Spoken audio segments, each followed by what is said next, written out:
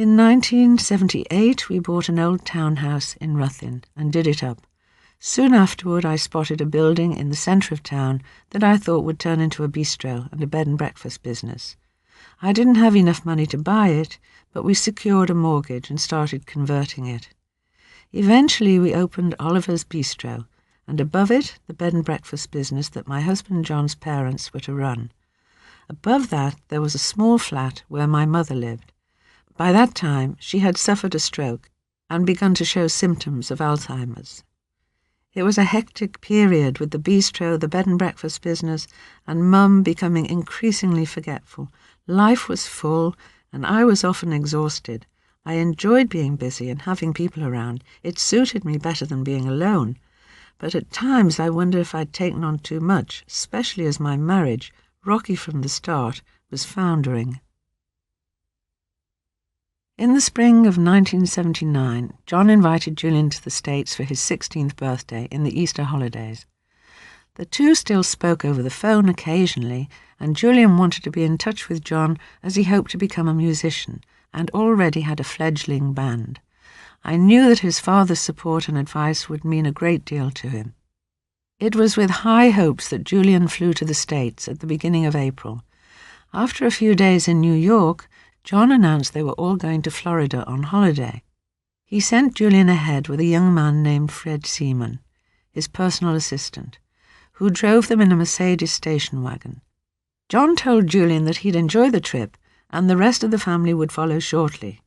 Fred was friendly and kind, but Julian was keenly aware that his father had fobbed him off. When John and the others arrived a day or two later, Fred was giving Julian a driving lesson. John was furious that he had done this without his permission and shouted at both of them. Julian took cover in his bedroom. John's erratic behaviour around Julian continued, fun one moment and violent anger the next. And he could be like this with Sean too, reducing the little boy to tears of terror.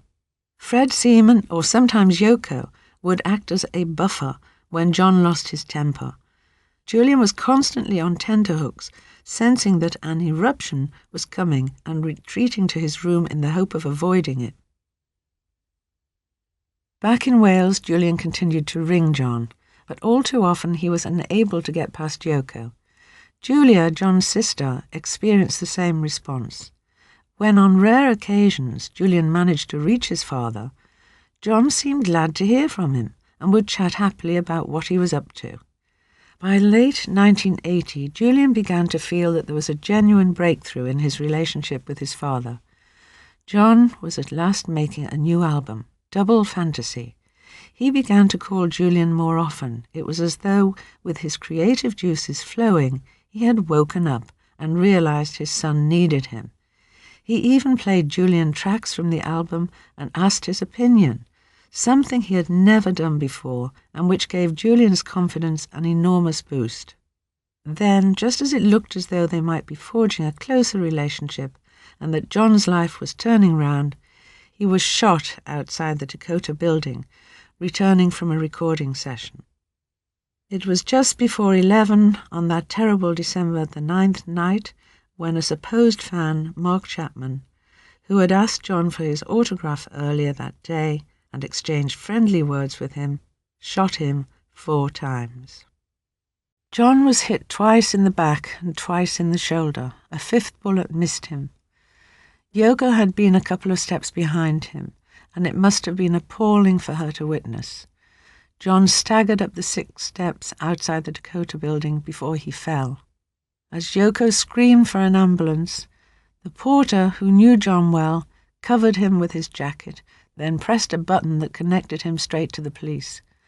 They arrived within a couple of minutes, decided there was no time to wait for an ambulance, carried John to their car and sped him to hospital. John died from a massive blood loss shortly after they arrived. That morning, Julian woke in our home in Wales and knew that something was wrong. I was away from home, and as he looked at the reporters gathering outside our door, he knew that something must have happened to John. He went to find John Twist, who told him, as I had asked, to wait for me to get home from London. But Julian was devastated. When I arrived home, we cried together, each trying to comfort the other. Julian was determined to go to New York, but I was reluctant to let him be on his own. In the end, he insisted, and I took him to the airport. At 17, Julian had begun to look uncannily like John. The same aquiline profile, the same slim build. Julian wore his hair long, and in his leather jacket and jeans he could almost have been the young John. Watching him walk toward the plane was heartbreaking. I knew he would be bracing himself for what lay ahead, and that he'd find a way to cope. Still, I longed to protect him from the searing pain I understood only too well. Not just because I too mourned John, but because I knew what it was like to lose your father at 17. Julian described that journey as being in the twilight zone. Nothing was real. All he saw around him were headlines about his father, and all he wanted was to be where his father had last been. Fred Seaman met him at the airport and took him back to the apartment, offering sympathy on the way.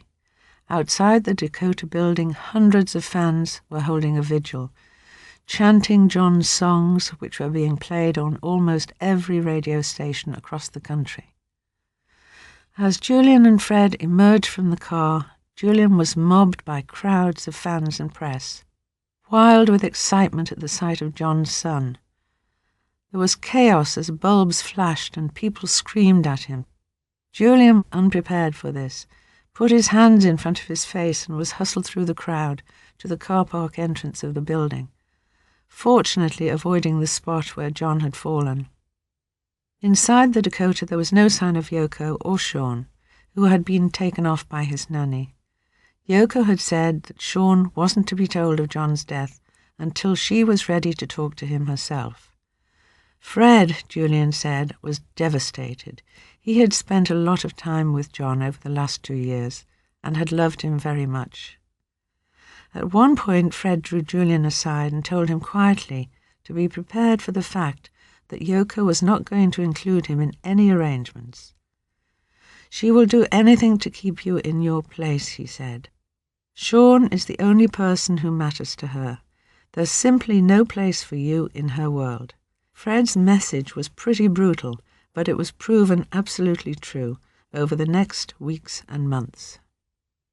Lost, confused, and shocked, Julian had no idea what to do or where to go.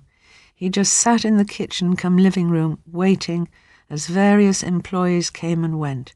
Eventually he was invited to see Yoko, who was in bed in the large room that she and John had shared. She was calm and composed. She offered to take Julian down and show him where John had fallen and where he had crawled after he was shot, the spot still stained with his blood. "Do you want to see John before he is cremated?" she asked. Julian declined both offers and told her he preferred to remember his father as he had known him. "I don't know how to tell Sean," Yoko admitted in a rare moment of vulnerability.